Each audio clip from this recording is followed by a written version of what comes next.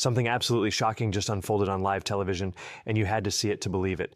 Imagine this. A sitting governor, the highest-ranking official in his state, is put on the spot about fraud so enormous it rivals the entire Department of Corrections budget. Instead of facing it head-on, instead of offering clarity, he unravels. His explanations falter. His voice cracks. And what starts as a routine interview quickly turns into a spectacle no one could have predicted. Then it gets even more surreal. Rather than taking responsibility, he starts pointing fingers at the media, at the critics, even at the very people asking the tough questions. At one moment, he even claims that highlighting fraud is somehow demonizing communities, dodging the fundamental question of accountability entirely. The sheer audacity of it leaves viewers stunned. Today, we're breaking down exactly why Tim Walz is experiencing the most chaotic political meltdown of his career. We'll explore why MSNBC, of all networks, pressed him so aggressively and why this story has grabbed national attention, from state employees to federal investigators and even some political insiders who are now speaking out. By the end of this breakdown, you'll understand why his reaction has been so disjointed, why it matters to everyday Americans, and how it taps into a broader conversation about leadership, integrity, and responsibility. Stick with us, because as we peel back the layers of this scandal, the story gets stranger, more complex, and more revealing about the stakes of public accountability. You won't want to miss a single detail. This is the political moment everyone is talking about, and we're here to give you the full story step by step. So here's what happened. Governor Tim Walz sat down for what should have been a routine interview with Kristen Welker on Meet the Press broadcast on MSNBC. The topic, fraud in Minnesota's social services system during the COVID pandemic. Not a minor issue. We're talking about somewhere between several hundred million and well over $1 billion in taxpayer money stolen through government programs. To put that in perspective, that's more money than Minnesota spends each year running its entire prison system. Now imagine you're watching this interview. You're a citizen who's paid taxes your whole life. You've trusted that those dollars go toward roads, schools, healthcare, safety nets for people who genuinely need help, and then you hear that people exploited the system on a scale that's almost incomprehensible. Naturally, you'd want to know who let this happen, what's being done about it, and most importantly, does the person in charge take any responsibility? That's exactly what the interviewer asked. She looked Governor Walz in the eye and said, "Do you take responsibility for failing to stop this fraud in your state?" And that's when things started to unravel. Walz's first response was telling. He said, "Certainly, I take responsibility for putting people in jail. Governors don't get to just talk theoretically. We have to solve problems." On the surface, that might sound confident, but listen closely. He's taking credit for prosecuting criminals after the fact, not for preventing the crime in the first place. It's like a security guard saying, "I take responsibility for calling the police after the bank was robbed," while completely ignoring the question of why the vault was left wide open. Then came the part that really raised eyebrows. Walz went on to say Minnesota is a generous state. Minnesota is a prosperous state, a well-run state. We're 80A bond rated, but that attracts criminals. Those people are going to jail. We're doing everything we can. Now, let's pause here for a moment. What he's essentially saying is this.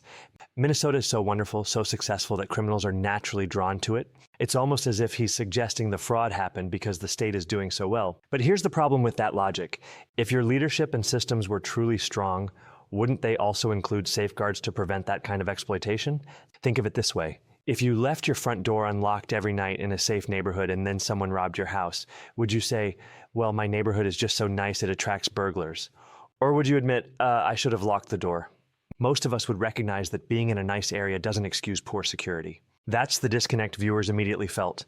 Walz was trying to spin a failure as a side effect of success.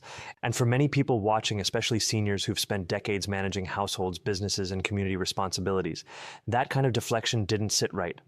Leadership means acknowledging when something went wrong under your watch, not just taking credit when things go right.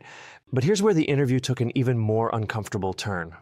Walz pivoted to talking about the Somali community in Minnesota, describing them as folks who are in the professions, educators, artists, doctors, lawyers, entrepreneurs, who bring diversity and energy to a place like Minnesota. Then he said to demonize an entire community on the actions of a few is lazy. Now, let's be very clear about something. No reasonable person wants to demonize an entire community. But here's the issue. The question wasn't about demonizing anyone. The question was about accountability. When someone shifts the conversation from "what did you do to stop this" to "you're being unfair" to an entire group, that's a classic rhetorical move called deflection. It changes the subject without actually answering the original concern. And for a lot of people watching this felt like a red flag because the fraud didn't happen in a vacuum. According to reports, prosecutors say members of the East African diaspora, a community with growing political influence in Minnesota, were largely responsible for these schemes. That's not bias. That's what the legal cases show. And pretending otherwise or framing scrutiny as prejudice doesn't help anyone. Not the victims of the fraud, not the taxpayers, and certainly not the honest members of that community who had nothing to do with it. But the real bombshell came later when the public learned that this wasn't a surprise. In fact, people inside the system had been sounding the alarm for quite some time. Enter the whistleblowers. And this is where the story gets truly troubling. A group identifying themselves as current staff members of the Minnesota Department of Human Services created an online account specifically to share what they had witnessed. Their message was simple but damning. The message was, "We let Tim Walz know of fraud early on. We hoped for a partnership in stopping fraud, but no, we got the opposite response." According to their statements, when they reported the fraud, instead of being thanked or supported, they faced retaliation. They described monitoring, threats, repression, and deliberate attempts to discredit their reports. In their words, instead of partnership, we got the full weight of retaliation by Tim Walz, certain DFL members, and an indifferent mainstream media. It's scary, isolating, and left us wondering who we can turn to. Now let's think about what that means. These are people whose job it is to protect taxpayer dollars and ensure that programs actually help the people they're designed to serve. They saw something wrong, they reported it up the chain, and instead of action, they got pushed back. Imagine working in an office where you notice someone stealing from the cash register. You tell your manager, and instead of investigating, the manager makes your life difficult. That's not just frustrating, it's a betrayal of trust. And it gets worse.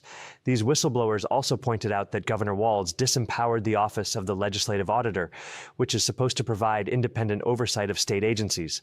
By allowing agencies to ignore or downplay audit findings, the administration effectively removed one of the key checks and balances designed to catch problems early. It's like disabling the smoke detectors in a building and then acting surprised when a fire breaks out. This kind of thing hits especially hard. Many of you remember a time when government accountability was taken seriously, when inspectors general and auditors were respected, even feared because they had the power to shine a light on waste and corruption. To hear that those safeguards were deliberately weakened, that's not just bad policy. It's a fundamental breakdown in how government is supposed to work. So what was the scale of the fraud? Let's talk numbers, because they're staggering. One program designed to feed hungry children during COVID became a target for organized theft. Estimates suggest somewhere between $200 and $300 million were stolen. Think about that. Money meant to feed kids, some of the most vulnerable people in our society, was siphoned off into private pockets. And according to one defense attorney representing a convicted fraudster, it was like taking candy from a baby. Not exactly a ringing endorsement of the system's defenses. Then there was a program related to autism services. Fraud in that program ballooned to somewhere in the range of $300 to $400 million. Again, these are services meant for families dealing with serious challenges, people who genuinely need support, and instead the system was gamed on a massive scale. And then there's the housing program. It was originally budgeted at around $2 to $3 million when it started in the early days of the pandemic. By the time federal investigators took a closer look, costs had exploded to somewhere near $100 million. That's not a budget overrun. That's a system being systematically looted. Add it all up and you're looking at fraud totaling well over $500 million, possibly approaching or exceeding $1 billion, depending on which estimates you trust. To put that in perspective, for Minnesota taxpayers, that's more than the state spends annually on its entire correctional system. It's an almost unimaginable sum.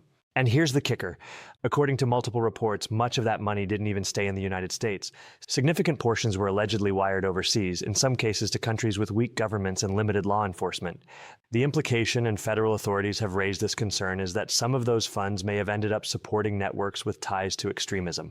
Now, that's still under investigation, and we have to be careful about jumping to conclusions, but the possibility alone should make every taxpayer's blood run cold, because here's the thing.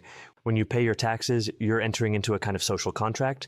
You give the government a portion of your hard-earned money, and in return, you expect that money to be used wisely and honestly. Roads, schools, police, fire departments, programs to help people in genuine need, that's what your taxes are supposed to fund. When that contract is broken, when your money is stolen and possibly used to harm the very country you're trying to support, that's not just fraud, it's a betrayal.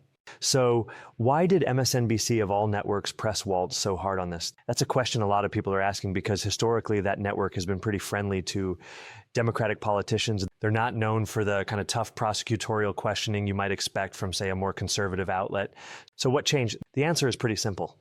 The fraud became too big to ignore. When you're talking about close to $1 billion or more, when federal prosecutors are handing down dozens of convictions, when the New York Times, not exactly a right-wing publication, publishes a detailed investigation laying out the timeline and the failures, even friendly media outlets can't pretend it's not happening. Their own audiences were starting to demand answers, And that's an important lesson in accountability. Sometimes it's not just political opponents who hold leaders' feet to the fire. Sometimes it's the sheer weight of the facts. When a scandal reaches a certain magnitude, when whistleblowers come forward, when convictions pile up, even sympathetic journalists have to ask the hard questions. Otherwise, they lose credibility with their own viewers. So Kristen Welker did her job. She asked the governor directly, "Do you take responsibility?" And as we've seen, his answers didn't exactly inspire confidence. Instead of a clear, "Yes, this happened on my watch and here's what we've done to fix it," viewers got deflection, spin, and a defensive pivot to accusing critics of demonizing communities. And then, just when you thought the interview couldn't get any stranger, Walz made a move that left a lot of people scratching their heads. He started talking about Donald Trump's health. Now, you might be wondering, what does Trump have to do with fraud in Minnesota's social services? The short answer is not much. But in the middle of defending his own record, Walz suddenly shifted gears and suggested that Trump is fading physically and showing signs of mental decline. He pointed to a Thanksgiving message Trump posted online, calling it erratic and concerning, and implied that the former president might not be fit for office. Let's just take a step back for a second. Imagine you're in a job interview and the interviewer asks you about a mistake you made at your last job. Instead of addressing it, you start talking about how your previous boss seems to be getting old and confused. How do you think that would go over? And Trump, being Trump, didn't let it slide. When asked about Walz's comments, his response was blunt and direct. A reporter on Air Force One brought it up, mentioning that Walz had called him a certain word, a word that used to describe someone as mentally deficient. The reporter asked if he stood by calling Walz that. Trump's answer, "Yeah, I think there's something wrong with him. Absolutely, sure." Now, you can debate whether that kind of language is appropriate for public discourse. Many people were taught that name-calling has no place in serious political conversation, and that's a fair point. But here's what happened in the media cycle. Instead of the story staying focused on Walz's defensive interview performance and the underlying fraud, it became about this personal back and forth between two politicians. And in that exchange, Trump came across as confident and unapologetic, while Walz looked like someone who tried to throw a punch and missed. Trump went further, though, and this is where he brought the conversation back to the core issue. He said anybody that would do what he did, anybody that would allow those people into a state and pay billions of dollars out to Somalia, we give billions of dollars to Somalia. It's not even a country because it doesn't function like a country. It's got a name, but it doesn't function like a country. Whether you agree with Trump's characterization of Somalia or not, he was making a specific point. Why are American taxpayer dollars flowing overseas to places with virtually no functioning government while programs meant to help Americans are being gutted by fraud? That's a question that resonates with a lot of people, particularly seniors who remember a time when foreign aid was debated seriously and domestic needs came first. And suddenly the story wasn't just about one botched interview anymore. It was a national conversation about oversight, about priorities, about what happens when leaders lose control of the systems they're supposed to manage. Cable news picked it up, social media exploded, and most importantly, people inside Minnesota started speaking out in ways that couldn't be ignored. Remember those Department of Human Services employees we talked about earlier? The ones who said they'd been retaliated against for reporting fraud? Their story started getting traction. One of their posts on social media received close to 20 million views. 20 million, that's not a fringe conspiracy theory. That's a message resonating with a massive audience because it confirms what a lot of people suspected. Something was deeply wrong and the people trying to fix it were being silenced. These weren't anonymous trolls or political operatives. These were people who identified themselves as current state employees, folks still working in the system, who felt so strongly about what they'd witnessed that they were willing to speak out despite the risks. Think about the courage that takes. In most jobs, if you publicly criticize your boss, you can expect to face consequences, but they did it anyway because they felt the public had a right to know. Their account described a pattern of behavior that frankly should alarm anyone who cares about honest government. They said that when fraud was reported, instead of investigating, leadership responded by questioning the motives of the people reporting it. Instead of auditing the programs, they audited the whistleblowers. Instead of transparency, there was intimidation. And instead of correcting the problems, there was a culture of looking the other way, especially if raising the issue might be politically uncomfortable. One particularly damning detail, they said that concerns were often dismissed because officials didn't want to appear to be targeting specific communities. In other words, there was a fear that cracking down on fraud might be perceived as discrimination. And so, in an effort to avoid that perception, actual crimes were allowed to continue. Think about the twisted logic there. Real victims, taxpayers, program beneficiaries who genuinely needed help. Honest members of every community were all harmed because leaders were more worried about optics than about doing the right thing. For seniors, this might remind you of something you've seen throughout your lives. The difference between leaders who act based on principle and leaders who act based on polls. The ones who do what's right, even when it's hard, even when it's unpopular, tend to be remembered well by history. The ones who constantly calculate political advantage, who try to please everyone and end up pleasing no one, those are the ones who leave messes behind. And Minnesota is dealing with a mess. Because the fraud wasn't just about money disappearing. It had real consequences for real people. Programs that were supposed to feed children had to cut back because funds were gone. Services for people with disabilities were strained because resources had been diverted. Housing assistance programs already stretched thin had even less to work with. Every dollar stolen was a dollar that didn't go to someone who actually needed it. There's also a human cost that doesn't show up on spreadsheets. When people see that a system can be gamed this easily, it breeds cynicism. Honest people start to wonder, why am I playing by the rules when others aren't? Trust in institutions erodes. And once that trust is gone, it's incredibly hard to rebuild. You can't just pass a new law or hire a new administrator and expect people to suddenly believe again. Trust is earned slowly and lost quickly, and Minnesota has lost a lot of it. So how are Minnesotans reacting? Well, the response has been pretty intense. Social media posts from residents show a mix of anger, betrayal, and frustration. People are asking why their governor spent more time on TV attacking Trump than explaining what happened in his own state. They're asking why, if he knew about the fraud and people were being prosecuted, the systems weren't fixed earlier. They're asking why whistleblowers had to go public because internal channels didn't work. And there's a growing sense, even among people who voted for Walz, that he's not taking this seriously enough.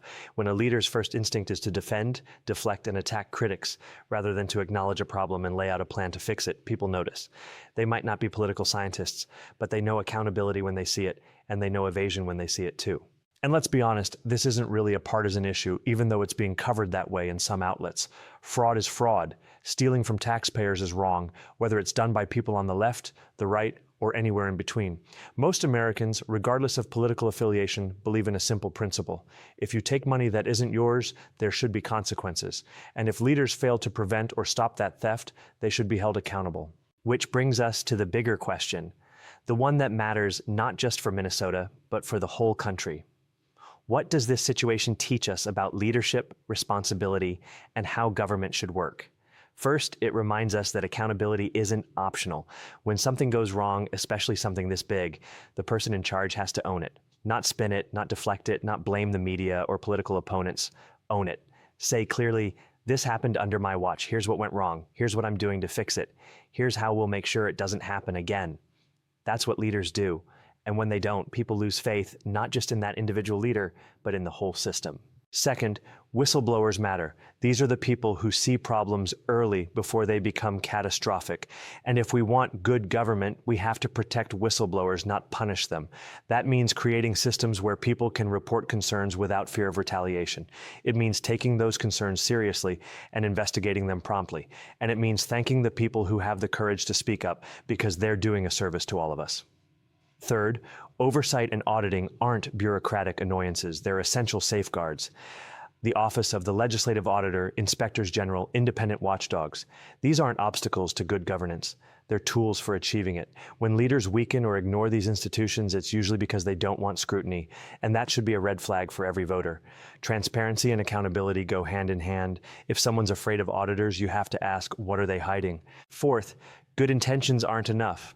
Minnesota's programs were created with noble goals: feed hungry kids, support people with disabilities, help families find housing. But good intentions without strong controls are an invitation to fraud. It's not cynical to say that, it's realistic. Most people are honest, but some aren't. And systems have to account for that. Checks and balances, verification processes, audits, these aren't signs of distrust, they're signs of responsibility. And finally, leadership means making hard choices. Sometimes doing the right thing is politically uncomfortable. Sometimes it means risking criticism. Sometimes it means acknowledging that a program you championed has been exploited. But that's the job. If you want the authority and the prestige of leadership, you have to accept the responsibility that comes with it. You don't get to pick and choose which problems you'll own up to based on how they poll. For some of you watching this unfold, there's probably a sense of déjà vu. Many of you have seen scandals before Watergate, Iran-Contra, various state and local corruption cases over the decades, and you've seen how leaders respond. Some rise to the occasion, take responsibility, and come out stronger. Others double down, deny, deflect, and eventually fade from the scene. History tends to be pretty clear about which approach works better in the long run. But here's something worth thinking about. This isn't just ancient history or a civics lesson. What happens in Minnesota or any state affects all of us. When taxpayer money is stolen, it has to be made up somewhere, either through higher taxes, cuts to other programs, or increased debt that future generations will have to pay off. When trust in government erodes, it becomes harder to do anything that requires collective action. When fraud goes unpunished, it encourages more fraud. These aren't abstract problems. They ripple outward and touch everyone's lives. And that's why stories like this matter. Not because they're partisan talking points, not because they give us someone to be angry at, but because they're teachable moments. They show us what good governance looks like and what it doesn't look like. They remind us that the people we elect have real power over our lives, and we have a responsibility to hold them accountable. They prove that sunlight really is the best disinfectant, and that when citizens pay attention and demand answers, change becomes possible. So, where does the story go from here? Well, legally, prosecutions will continue. Federal authorities have already convicted several dozen people involved in these fraud schemes, and more cases are in the pipeline. Some of those convicted are facing serious prison time, 10, 15, even 20 years in some cases. That sends a message that this kind of theft won't be tolerated, even if it took longer than it should have to catch. Politically, Governor Walz will have to decide how he wants to handle this going forward. Does he continue to treat it as a political attack and dig in his heels? Or does he recognize that his initial response was inadequate and shift toward real reform? Time will tell. But one thing's for sure, voters are watching and they'll remember. For the rest of us, the lesson is pretty clear. Pay attention. Ask questions. Don't accept spin or deflection as a substitute for answers. Support the people who have the courage to report wrongdoing even when it's uncomfortable. And remember that government works best when citizens stay engaged and hold leaders accountable. Because at the end of the day, this isn't Tim Walz's government or Donald Trump's government or any politician's government. It's ours. We pay for it. We depend on it. And we have every right to demand that it operates with honesty, integrity, and respect for the people it serves. So here's what we've learned today. A massive fraud scheme totaling hundreds of millions or possibly over $1 billion exploited Minnesota's social service programs during COVID. Whistleblowers inside the system raised alarms early but faced retaliation instead of support.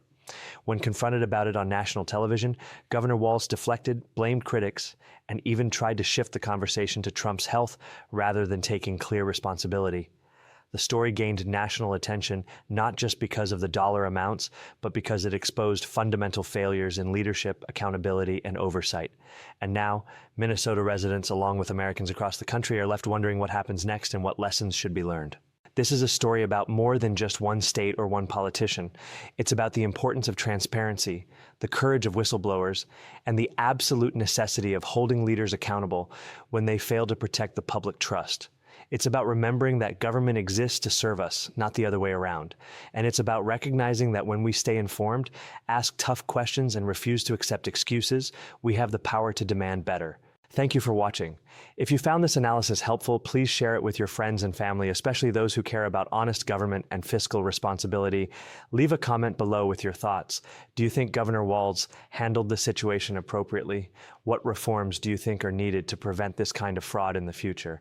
And most importantly, what does this story teach us about the kind of leadership we should demand from our elected officials? Stay informed, stay engaged, and remember, accountability starts with us.